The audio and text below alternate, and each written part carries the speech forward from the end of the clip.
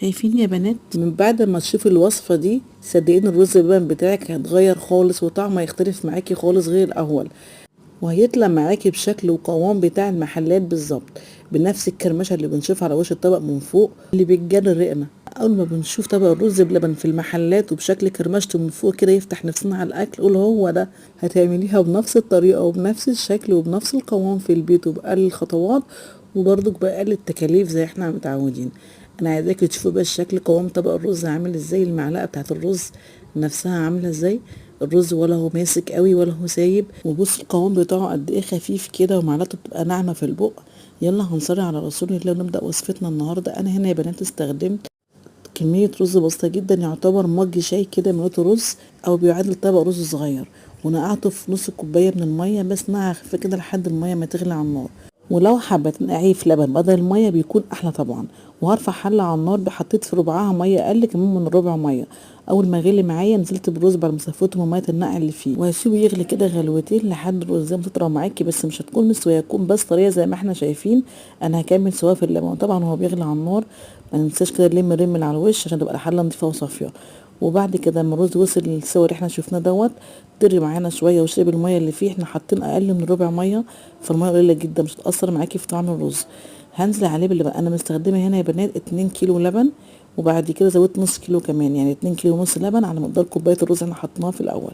اللبن ده يا بنات لبن جاموسي عادي جدا، جبته من السوبر ماركت او محلات الالبان، اللي هو كامل الدسم مش لبن مبستر. وبعد كده هنزل على الرز بتاعنا بمجين من السكر. طبعا السكر هنا اختيار حسب الرغبه، انا استخدمت هنا مجين من السكر. المج ده يا بنات انا معايا بيه الرز نفس الكوبايه دي. وبعد كده حطيت عندي هنا طبق قشطه وش اللبن، ولو مش عندك قشطه متاح كريمه لباني تمام حطيها. واستخدمت كيسين من الفانيليا. بالنسبه للقشطه بجمعها لما يبقى عندي لبن جاموسي بغليه وبشيلها في الفريزر، بحتفظ بيها الحاجات زي كده. انتوا عارفين الرز بلبن بالذات بيحب الحاجه الدسمه. وهقلب طبعا القشطه مع السكر مع اللبن لحد الرز بتاعنا بدا يستوي زي ما احنا شايفين. ولما دخل على السوا هنزل عليه بقى بالكريم جانتيه زي ما احنا شايفين. هقلب الكريم جانتيه ويستحسن يا بنات دوبي كيس الكريم جانتيه الاول في كوبايه لبن، وبعد كده تضيفي ان انا حطيته الاول على الرز شويه، يعني خد معايا وقت عقبال ما فكيته بصراحه، بس فكيته يعني. وقلبي الرز في قلب اللبن في قلب السكر في كله يشرب من بعض لحد الرز ما استوى.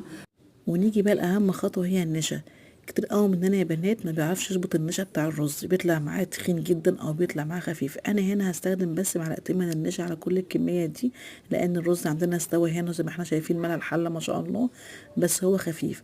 بس هنربطه ربطه خفيفه كده علشان يكون ماسك نفسه، وتكون المعلقه زي ما انت عايزه. خلاص بيلم نفسه وانت مش مكتره النشا قوي، انت حاطه معلقتين اتنين بس. واهم حاجه تدوبوهم كويس جدا في قلب الميه قبل ما تحطيه، وحطيه بسرعه جدا. النشا بالذات يا بنات ايد تقلبي بيها وايد تحطي بيها النشا على الرز علشان ما يكلكعش في حته واحده ويمسك معاكي. وصبناه في الاطباق وده شكله بعد ما صبناه طبعا هو سخن جدا. نيجي بقى لوش الكرمشه. اهم حاجه يا بنات تخليه بره لحد ما وشه يشمع خالص. تحطي ايدك كده عليه على الوش تلاقي مفيش اي سخونيه خارجه منه، لان لو حطيتيه وهو سخن في التلاجة هيعرق ميه ولازم تغطيه. وبعد كده لما يبرد خالص معاكي تحطيه في التلاجة وتغطيه اقل حاجه 4 ساعات عشان يديك الشكل ده. كل ما تخليه مستغطى تخليه في التلاجة هتكون معاك نتيجة احلى وشكله هيكون احلى. وبألف هنا وشفا.